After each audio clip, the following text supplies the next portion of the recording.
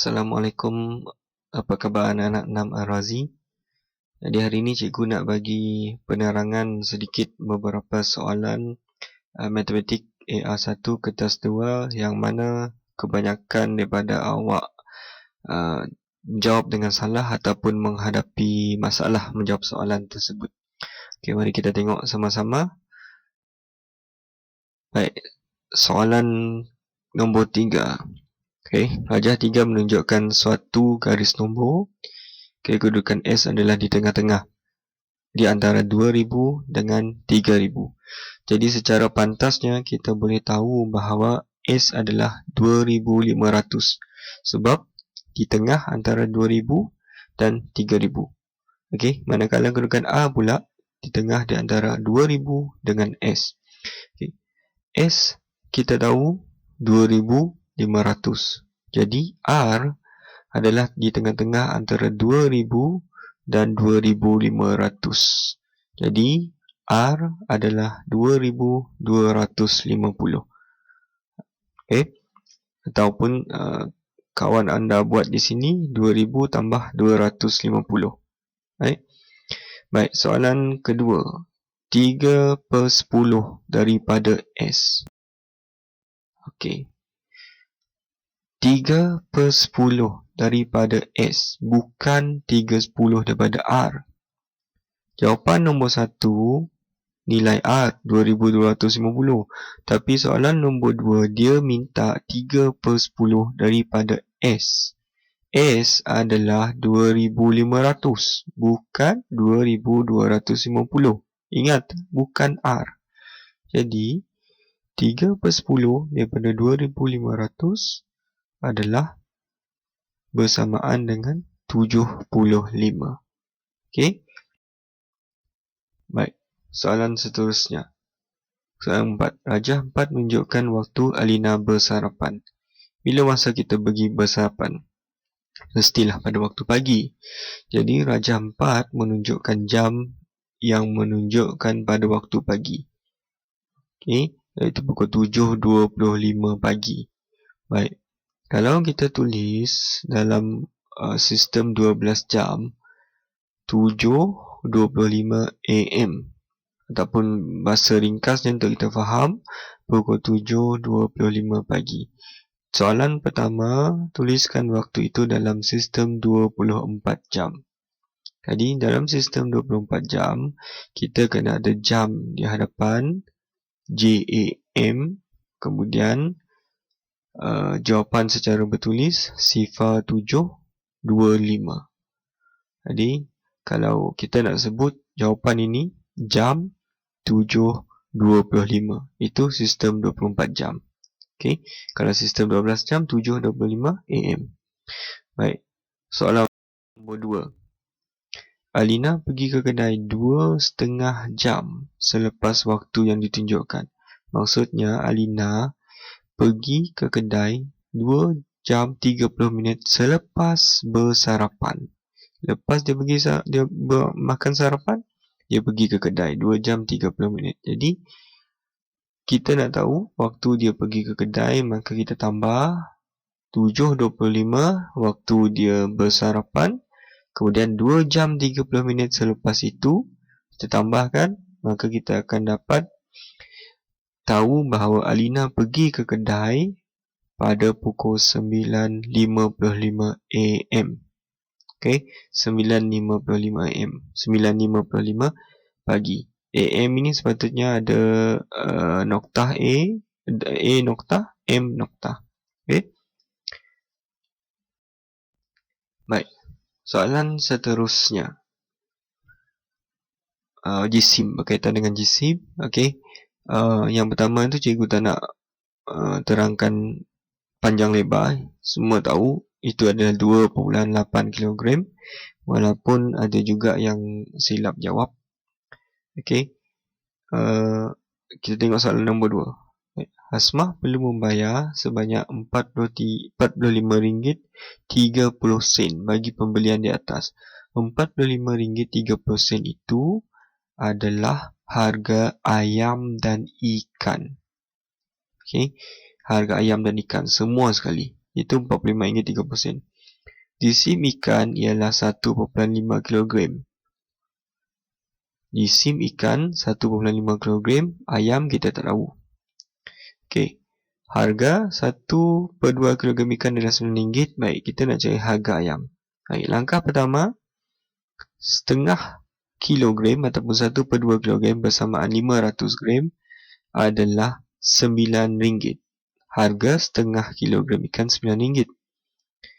Jadi, jisim ikan tadi adalah 1.5 kilogram.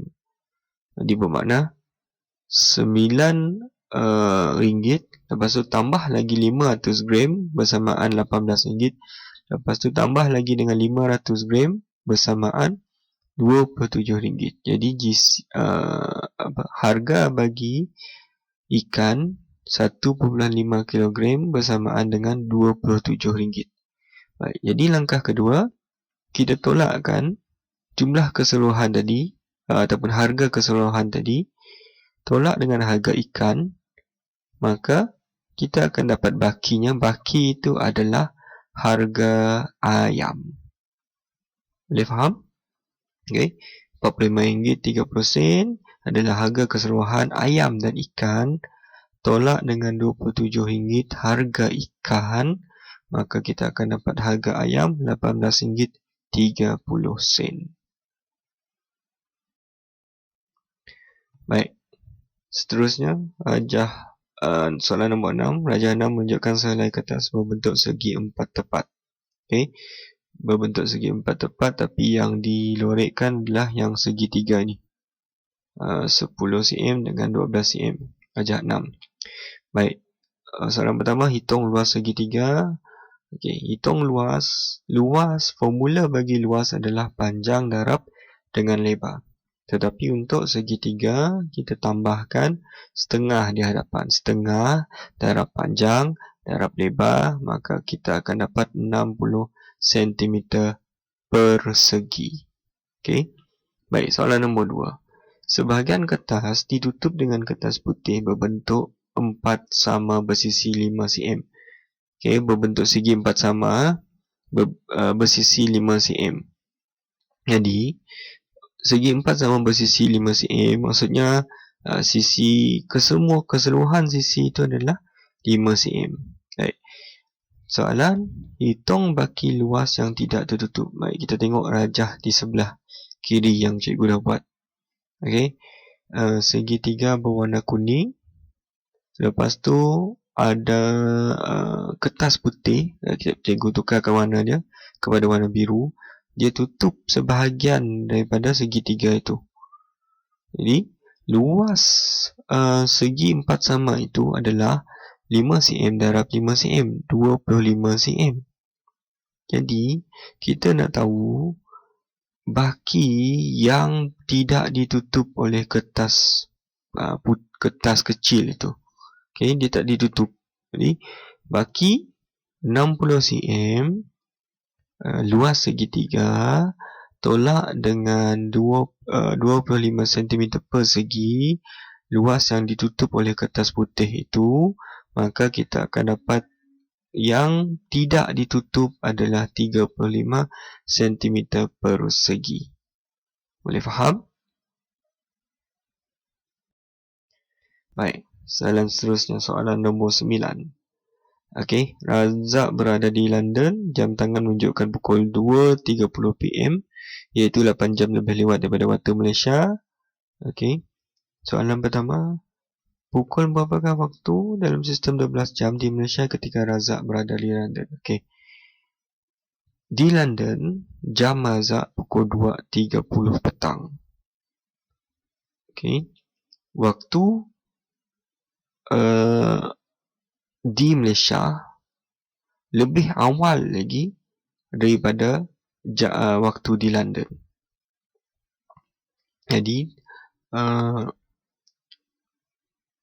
waktu di Malaysia ketika Razak berada di London adalah pukul 10.30 PM. Okey. Bila Razak di London, Razak pukul 2.30 petang, Tapi di Malaysia pada waktu yang sama adalah 10.30 malam. Okay, 10.30 PM. Baik. Sebagai contoh, siapa yang minat bola sepak Liga Perdana Inggeris, awak boleh tengok bila kita tengok bola sepak pada waktu malam, pukul 8 ke pukul 10 malam ke. Tetapi siaran langsung itu padang mereka tu terang, siang. Macam benda macam ni lah. Kita tengok pada waktu malam, tapi sebenarnya waktu mereka adalah lebih awal, masih awal lagi. Okay? Mereka siang, kita malam. Itu adalah contohnya. Baik, seterusnya, berapakah beza waktu di antara Malaysia dengan Jepun? Baik, yang ini banyak yang silap di sini. Okay? Tolak dah betul, tapi ramai yang silap di sini. Ingat, 1 jam bersamaan dengan 60 minit. 1 jam bersamaan dengan 60 minit. Jadi, bila kita pinjam ataupun kita buat proses pengumpulan semula, kita bawa sebelah, kita bukan bawa 1, kita bukan bawa 10, kita bawa 60. Jadi 60 minit tambah 20 minit. Kena ingat yang itu. Okay? 1 jam sama dengan 60. Bukan macam pengumpulan biasa yang pinjam 10 tu. Okay, sebab unit ni, kita melibatkan unit. Baik, soalan seterusnya. Soalan nombor 10. Wajah menunjukkan sebuah tangki yang berisi air. Isi padu. Okay, ini soalan mudah. Isi padu tangki, formula kena ingat. Panjang, darab lebar, darab tinggi. Panjang, darab lebar, darab tinggi. Maka kita akan dapat isi padu bagi tangki adalah 96 meter padu. Baik, selesai. Soalan kedua. Hitung isi padu air dalam meter padu jika 75% daripada tangki itu diisi air. 75% daripada tangki. Keseluruhan tangki adalah 96 meter padu. Jadi, 75% daripada 96 meter padu itu yang kita nak cari. Okay? Kita nak cari yang itu. Diselesaikan, maka kita akan dapat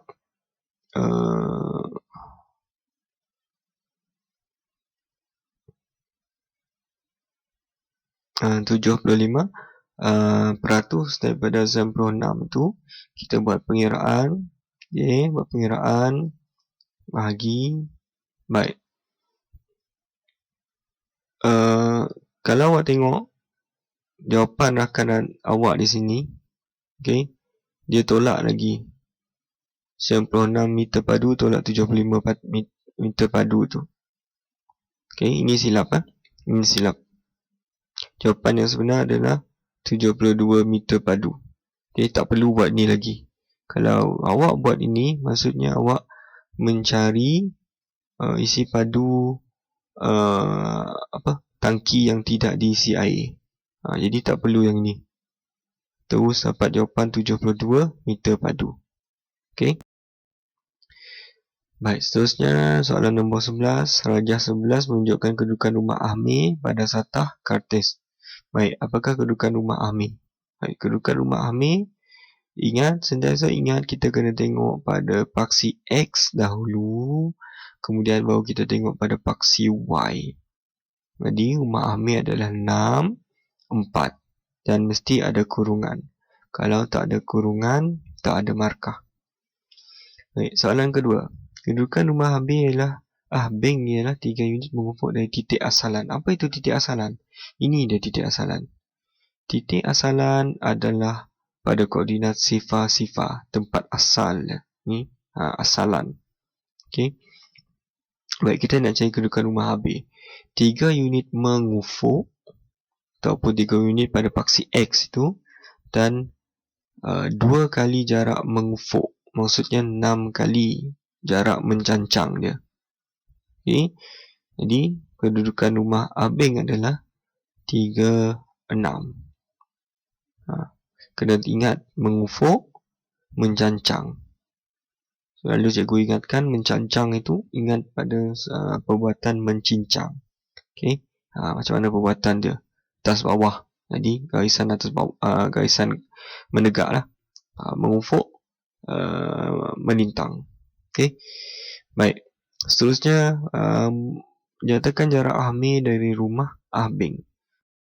Baik. Jarak rumah Ahbing dari rumah Ahmir dari rumah Ahbing adalah ada 2 unit, kemudian ada 3. Jadi jarak rumah Amir daripada rumah Abeng adalah 5. Jadi satu petak itu mewakili 2 km, maka kita ada 5 petak.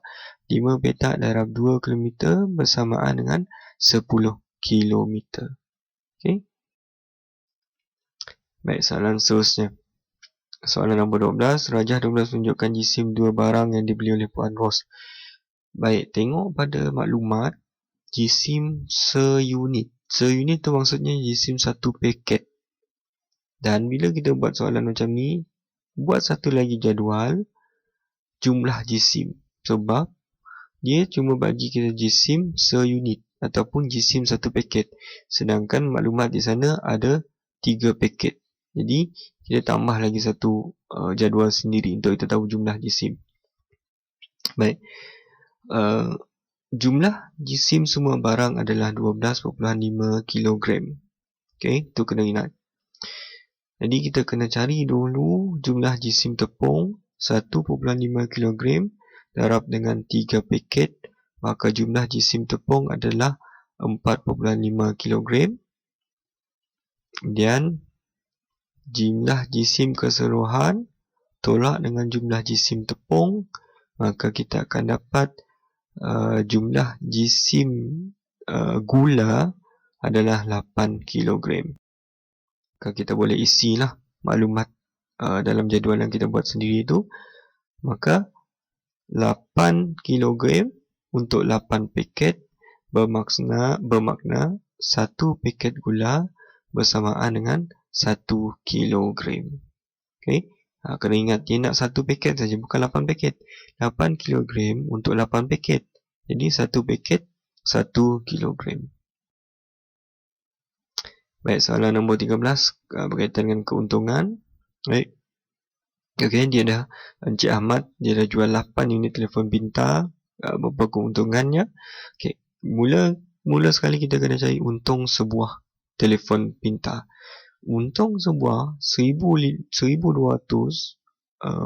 harga kos tolak dengan 850 harga jual dia, maka dia dapat untung 350 untuk satu telefon pintar. Jadi macam mana nak cari keuntungan untuk 8 unit telefon pintar yang dijual? Maka darablah 350 darab dengan 8 unit, maka Encik Ahmad untung RM2,800 untuk 8 unit telefon pintar yang telah dijualnya. Boleh? 350 darab dengan 8, maka dapatlah keuntungan untuk 8 unit. Baik, soalan 14. Okey, melibatkan piktograf. Baik. Keuntungan hari Jumaat RM850. Satu bulatan mewakili RM50. Jadi, kita nak tahu berapa banyak yang perlu dilukis pada piktograf, jadual piktograf itu untuk hari Jumaat. Jadi, 850 bahagi 50, maka kita dapat tahu bahawa 17 bulatan perlu dilukis dalam jadual piktograf itu. Kalau tak tahu bahagi ini pun, kurang-kurangnya buatlah gandaan sendiri. 50, 100, 150, 200, 250, 300, 350, 400, 450, 500, 550, 600, 650, 700, 750, 800, 850. Buat gandaan macam tu. Okey, seterusnya adalah hitung min. Okey, min untuk keuntungan Hasan dalam sehari. Okay, tambahkan semua keuntungan, kita bahagi dengan 5. Kenapa bahagi dengan 5? Sebab dia ada 5 hari. Isnin, Selasa, Rabu, Khamis dan Jumaat ada 5 hari. Bahagi dengan 5, maka kita akan dapat min keuntungan Hasan adalah RM305. Okey. Itu sahaja soalan yang cikgu nak bincangkan di sini. Ada lagi soalan-soalan lain yang awak juga hadapi masalah, tapi ini adalah antara soalan-soalan yang kebanyakan awak tidak dapat jawab dengan baik. Dan untuk langkah kerja yang cikgu tunjukkan dalam ini adalah cikgu ambil daripada langkah kerja rakan-rakan anda yang dapat jawab soalan-soalan ini dengan betul. Okey. Kalau ada sebarang pertanyaan, boleh berhubung dengan cikgu. Okey. Masukkan komen dalam Google Classroom ke ataupun WhatsApp cikgu pada nombor yang dah diberitahu pada latihan kuisis itu. Okey. Itu saja. Terima kasih.